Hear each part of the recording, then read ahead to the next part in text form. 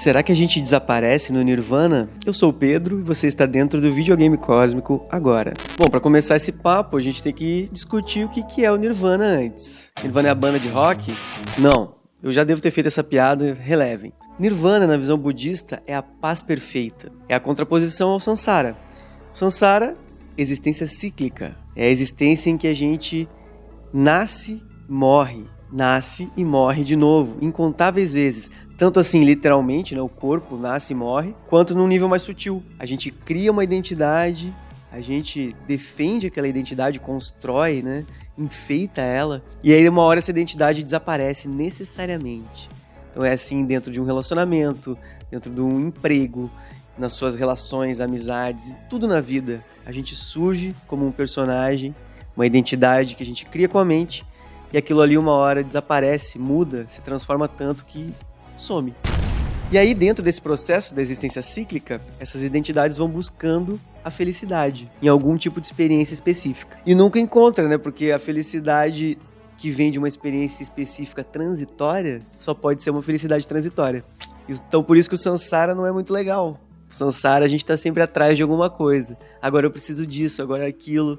E não chega nunca numa paz, sabe? Numa felicidade digna do nome. Não encontra no Sansara. Não tem uma gota de felicidade dentro do Sansara. Mas aí tem o Nirvana, né? Então, os budistas falam do Nirvana, da paz perfeita. O Nirvana é quando você se dá conta da natureza do Sansara. E aí você encontra dentro da sua própria mente a felicidade, a paz. Sem precisar de nada externo, nenhum tipo de experiência baseada na ilusão da identidade, você encontrou a paz dentro da sua mente, você repousa naquilo ali, e aí você continua no mundo, pode continuar, mas você está em paz, você está no Nirvana, isso é o Nirvana. Mas e aí? Quando alcança o Nirvana, a gente desaparece? A gente se dissolve assim, já que as identidades não existem? Bom, na verdade, se as identidades elas não são realmente existentes, as identidades são construídas, né? Não tem um eu fixo aqui dentro desse corpo, nem no seu corpo. A gente vai construindo identidades ao longo da vida diferentes, que vão se transformando, vão mudando, né? E dependendo de onde a gente está também, as identidades são diferentes. Com os amigos, com os contatinhos, com a família, com desconhecidos, muda. Não tem algo fixo. A gente que tenta achar uma coesão nisso tudo, mas não tem. Então é um fluxo constante, em constante transformação. Então, se não tem uma identidade fixa, não tem alguém para desaparecer no Nirvana. Quando a mente alcança o Nirvana, a paz perfeita, não tem mais a construção de identidades ilusórias. Quem alcança o Nirvana não cai mais na ilusão do eu e da dualidade, certo? Então, não tem ninguém para desaparecer. Mas é possível que esse fluxo de consciência, que a gente chama de eu, que chega no Nirvana, depois de incontáveis vidas, é possível que esse fluxo se dissolva na realidade absoluta, né? Um sonrisal divino, uma coisa assim, dissolução. Esse fluxo de consciência não existe mais como algo individualizado dentro do cosmos. Então isso não é exatamente desaparecer, porque nunca teve ninguém ali realmente existente. O eu é construído pela mente, a identidade, a cada instante. Mas ainda assim esse fluxo de consciência pode evaporar. O Buda histórico, que viveu há 2.600 anos atrás, ele fez isso. Ele falou que não voltava mais, ele ia se dissolver no espaço. Mas ao mesmo tempo, quando um Buda se dissolve dessa forma, depois ele vai chovendo assim em todos os seres ao longo de incontáveis anos ou eras. Tanto que a gente está aqui 2.600 anos depois falando do que ele ensinou. Isso é muito louco. Então a gente está aqui sob a chuva do Buda que se dissolveu no espaço, e essa chuva ela germina as sementes do Dharma nos seres, né?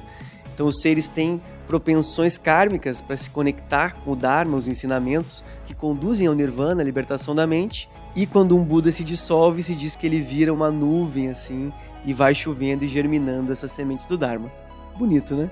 Mas, segundo muitos mestres, a gente não precisa necessariamente se dissolver no Nirvana. Tem a opção de continuar. Mesmo que a gente alcance o Nirvana, a paz perfeita, a superação de todo o sofrimento, que isso está incluído, tá no Nirvana, você supera toda a insatisfatoriedade, o sofrimento, supera as identidades todas. Mesmo assim, você pode continuar se manifestando nos mundos, né? Você pode operar dentro de corpos. Então no budismo vai ter o voto do Bodhisattva.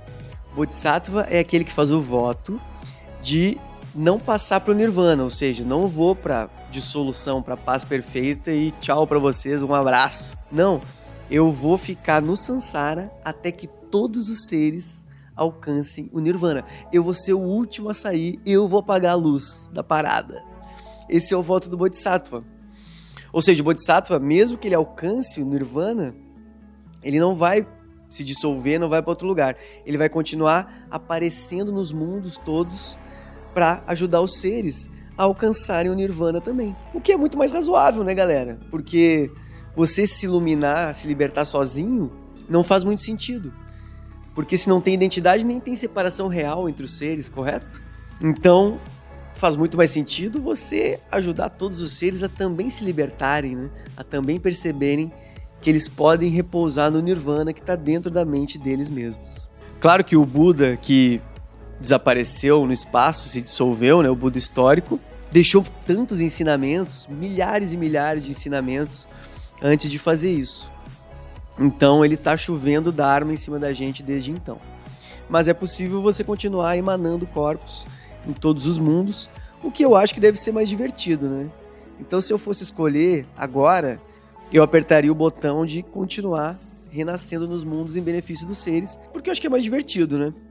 E você pode beneficiar muitos seres, né? Com o Nirvana, e antes mesmo do Nirvana, se descreve que surgem os Siddhis, né? Poderes que a gente considera sobrenaturais, tipo clarividência, voar, teletransporte, né? Cura. Então, os Budas, né? As pessoas que alcançam o Nirvana, os seres que alcançam esse estado, têm um poder inimaginável de beneficiar os seres, né? Tem um sutra que o Buda fala, assim, que, tipo, é um Buda já em outro plano, assim, não é o Buda aqui em corpo físico. Mas tem essa descrição desse fato.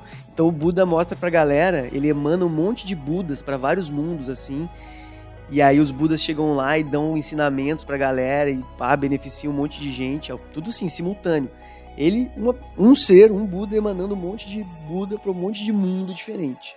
Ó que doido. E aí todo mundo que tá ali, né, vendo aquilo, porque ele mostra, né, ele faz, tipo assim, uma apresentação, tipo um PowerPoint cósmico, e aí ele fala, vocês estão vendo o que eu tô fazendo aqui? Isso aqui, galera, não corresponde a um poro do meu poder, tipo assim, pega um poro da pele, ou pega uma areia, lá das areias do rio Ganges, o maior rio da Índia, isso aqui é só uma amostra muito pequena do meu poder, né? Então os Budas são seres que alcançam um nível de poder que a gente não faz ideia do que é. E se diz que eles têm a onisciência também, o ápice da sabedoria e da compaixão. Então imagine que divertido, que louco você ter esses poderes e usar em benefício de todos os seres, né? Você repousar nessa paz perfeita e continuar se manifestando nos mundos para ajudar a galera a também fazer isso, porque afinal é o estágio máximo do videogame cósmico da vida. Então eu escolheria isso. Claro que deve ter um certo apego à minha identidade, né, ao eu, à existência nessa minha escolha atual, mas por enquanto eu ficaria com isso. Então, não necessariamente a gente desaparece no Nirvana, mas é uma opção se você quiser simplesmente se dissolver na realidade absoluta.